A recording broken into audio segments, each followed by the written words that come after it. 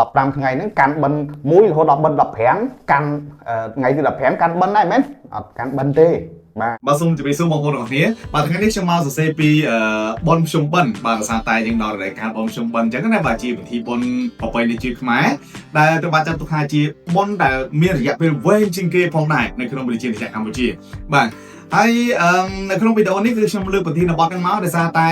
ជាការចែករំលែកជាចំណេះដឹងទូទៅផងដែរអញ្ចឹងក្រៅពីការវឹកហាត់នៃការសរសេរអក្សរដៃឲ្យបានស្អាតហើយបាទអញ្ចឹងបងប្អូនទាំងអស់គ្នាក៏បានដឹងពី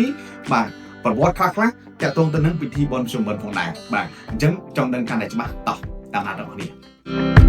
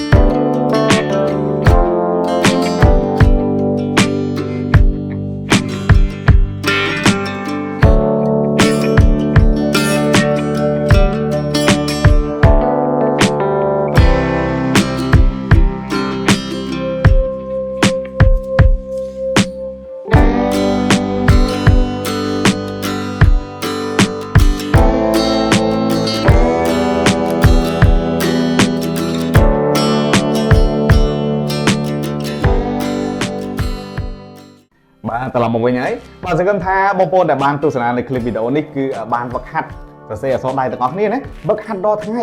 បាទបានទឹកដៃយើងវាឡើងបានន័យថាមានការរីកចម្រើន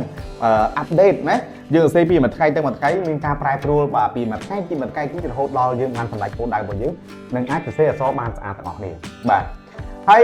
ជាមួយគ្នាផងដែរបាទខ្ញុំបាទសូមបន្ថែមខ្លឹមសារបន្តិចបាទដោយសារតែអត្ថបទដែលខ្ញុំបានសរសេរមិញនេះគឺជាអត្ថបទដកស្រង់ជាសេចក្តីសង្ខេបទេបាទអញ្ចឹងខ្ញុំសូមបន្ថែមតើតទៅនឹងពិធីបុណ្យភ្ជុំបិណ្ឌនេះគឺរយៈពេលវែងជាងគេរហូតដល់ទៅ15ថ្ងៃយើងរកពីថ្ងៃ1រោចរហូតដល់ថ្ងៃទី15រោចខែផុតបុត្របាទអញ្ចឹងណាបាទក៏ប៉ុន្តែនៅក្នុងហ្នឹងគឺពិធីកាន់បិណ្ឌមានតែ14ថ្ងៃទេបាទ14ថ្ងៃនេះបាទតិចច្រឡំណាមានកាន់បិណ្ឌ15ណាអត់ទេបាទមានបិណ្ឌ15ទេណាមានតែថ្ងៃ100រហូតដល់ថ្ងៃទី14រោចហ្នឹងរយៈពេល14ថ្ងៃហ្នឹងគឺពិធីកាន់បិណ្ឌបាទបិណ្ឌ1បិណ្ឌ2បិណ្ឌ3បិណ្ឌ4រហូតដល់បិណ្ឌ14ហើយដល់ថ្ងៃទី15នេះគេបាទអានោះខ្មែរយើងគេហៅថាជុំធំបាទយើងហៅថានេះជាពិធីបុណ្យភ្ជុំបិណ្ឌបាទអាហ្នឹងពិធីបុណ្យភ្ជុំបិណ្ឌថ្ងៃទី15ហ្នឹងគឺពិធីបុណ្យភ្ជុំបិណ្ឌឬក៏ភ្ជុំធំហ្នឹងដែលជាទម្លាប់យើងហៅកន្លងមកណាបាទអរគុណអញ្ចឹងសូមបន្ថែមតែប៉ុណ្្នឹងទេកុំឲ្យច្រឡំថា15ថ្ងៃហ្នឹងកាន់បិណ្ឌ1រហូតដល់បិណ្ឌ15កាន់ថ្ងៃទី15កាន់បិណ្ឌដែរមែនអត់កាន់បិណ្ឌទេបាទហ្នឹងថ្ងៃភ្ជុំធំហើយបាទអរគុណបាទអញ្ចឹងសម្រាប់វីដេអូនេះគឺមានតែប៉ុណ្្នឹងទេបាទអញ្ចឹងក្រៅពីការវឹកហាត់សរសេរអក្សរដៃខ្លួនឯងឲ្យបានស្អាតហើយបាទលោកអ្នកក៏ទទួលបាននូវចំណេះដឹងខ្លីៗបន្ថែមទៀតទាក់ទងនឹងប្រវត្តិខ្លះៗពីពិធីបុណ្យភ្ជុំបិណ្ឌបាទសម្រាប់ពេលនេះអរគុណសូមគោរពលា